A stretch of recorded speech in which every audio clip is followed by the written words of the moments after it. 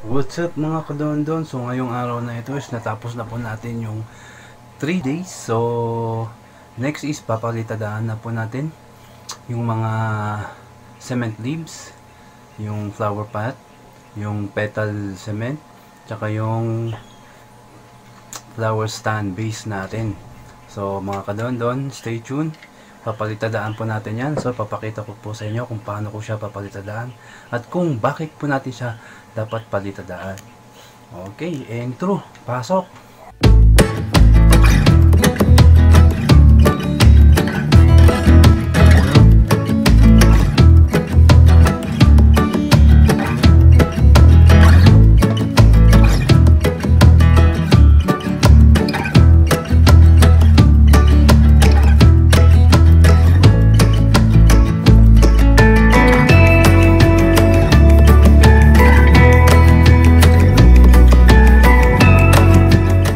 Mga kadondon, ito na po yung una nating leaves na cement na ating napatuyo ng 3 araw. So ngayon po is papalitadaan po natin yan. So as of now mga kadondon is maganda po itong sa ilalim niya. So yung sa ibabaw na lang po ang ating papalitadaan mga kadondon. So time's up.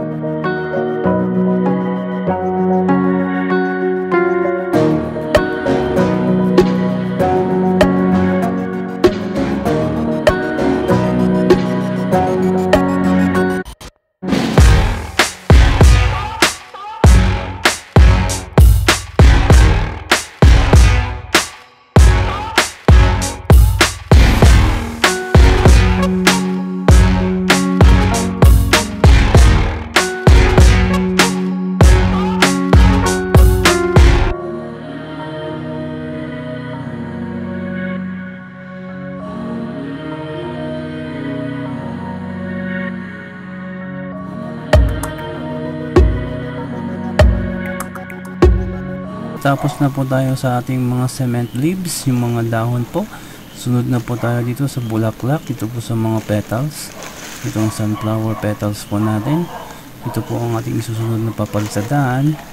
Yan po, so binaliktad na po. So titingnan po natin, medyo konti lang po yung mga butas-butas. So konting palitada lang po ang ating gagawin dyan mga ka-DonJhune. So time slap, pasok.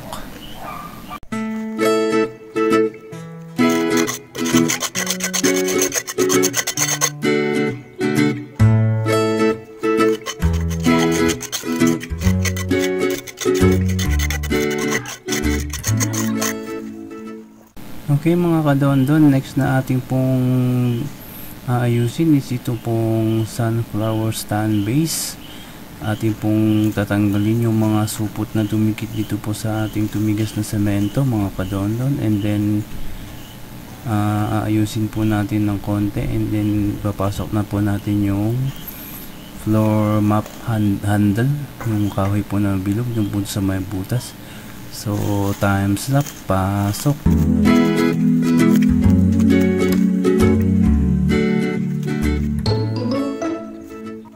So next na ating gagawin mga ka-DonJhune is ganyan lang po, ipapasok na i-assemble na po natin yung floor map handle dyan po sa ating sunflower stand base mga ka-DonJhune. So time slap, pasok.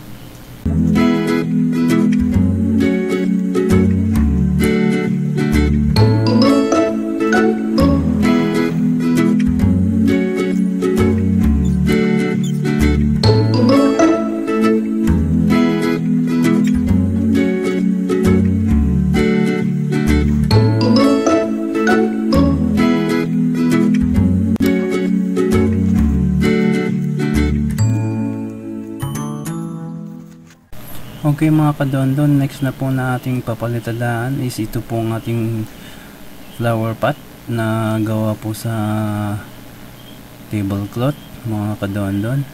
Yun po yung ating next na papalitadaan. Diyan po sa loob po ang ating lalagyan ng wet cement mga ka-DonJhune. So time slap, pasok.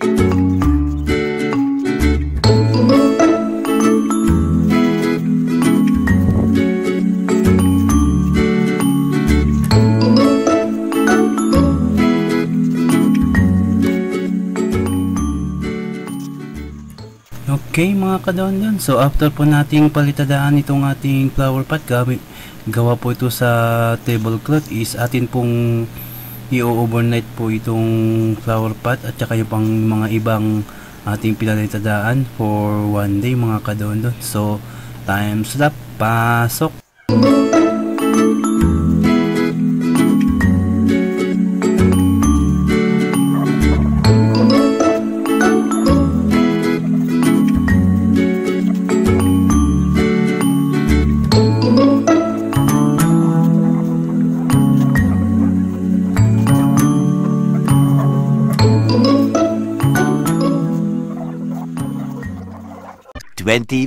Hours later. So next na ating gagawin mga ka-DonJhune, isusukatin po natin kung ano pong height ng runo o yung giant reed ng ating ilalagay po ngayon dyan sa naididikit po natin po dyan sa floor map handle na ating nilagay at idinikit sa flower stand base. Yan po mga ka-DonJhune. So I think mga 4 inches or 12 centimeter ang taas po ng ating nilalagay.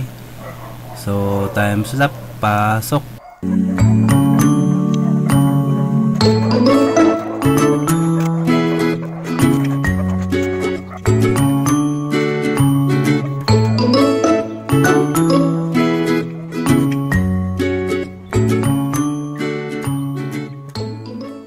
Okay mga ka-DonJhune, so natapos na po nating lagyan ng wet cement yung base.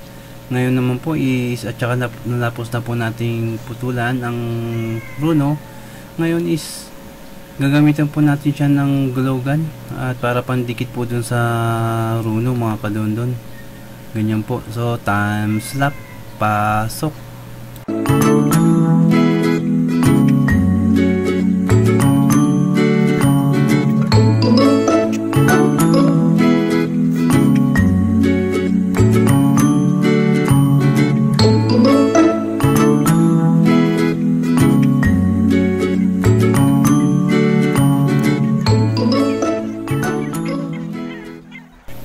Okay mga kadondon, so after first layer ng pagdikit natin ng Runo is lalagyan uli natin siya ng wet cement po sa ibaba po ng Runo mga kadondon para dumikit po siya agad. Then after that is second layer po ng Runo ang ating ilalagay mga kadondon. So time slap, pasok.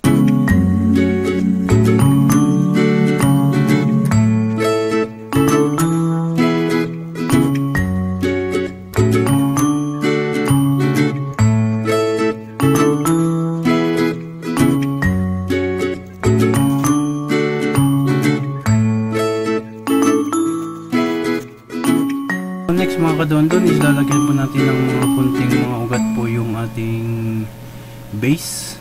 Ganyan po mga kadondon para magpormang may mga ugat, may konting lupa. Lalagyan po natin ng design na po yung ating base para diretso na po tayong ipatuyo lahat ang mga ating ipapatuyo mga kadondon. So time slap, pasok.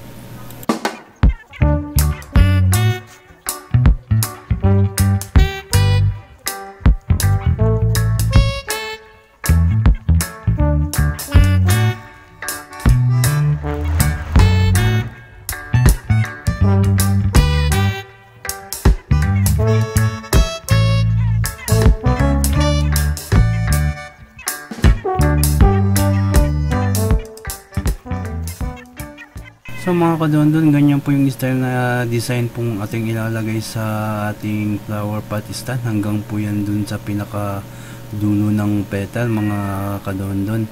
Ganyan pong style po yung ating gagawing design. Diyan sa stem nya po mga kadondon, diyan po sa base nya mga kadondon. So time slap, pasok.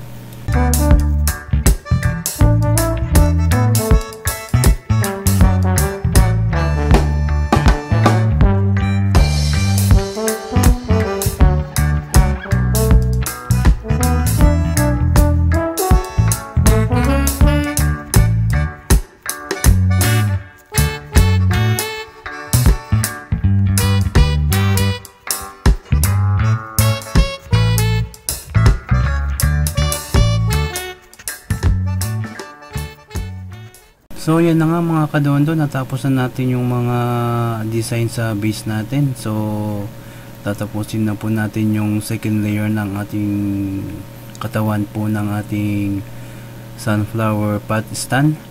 Ganyan po, lalagyan uli natin siya ng glue gun, ng glue. Tapos didikit po natin yung Runo, yung giant stick po mga kadondon. So watch our time slap, pasok.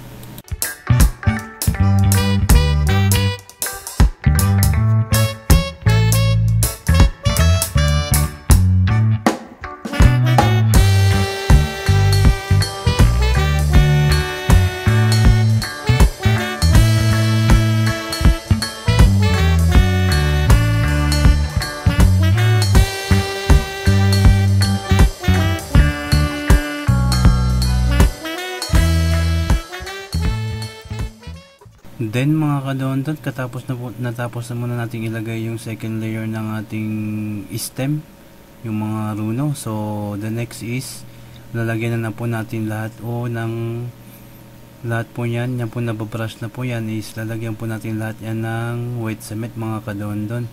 With this, at the same time with the design na parang ugat-ugat ng ating ginawa sa ating base mga kadondon. So panoorin po natin ang ating time slap, pasok.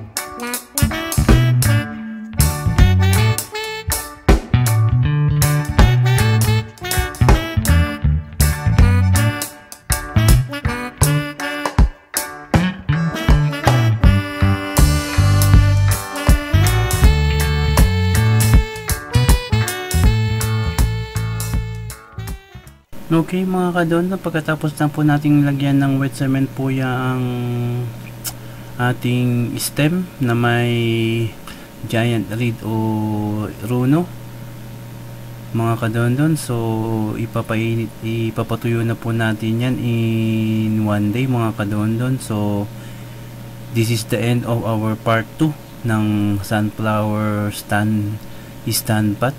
So see you on the next vlog mga kadondon. One day lang po natin papatuyo yan. So kita po tayo after one day mga kadondon. So don't forget to subscribe, hit the notification bell, yung kampana po para ma-notify ko po kayo sa mga bago ko pong upload. And then like, share, comment below mga kadondon. Goodbye, see you on the next vlog. Time's up. Pasok, please watch till the end po mga kadondon.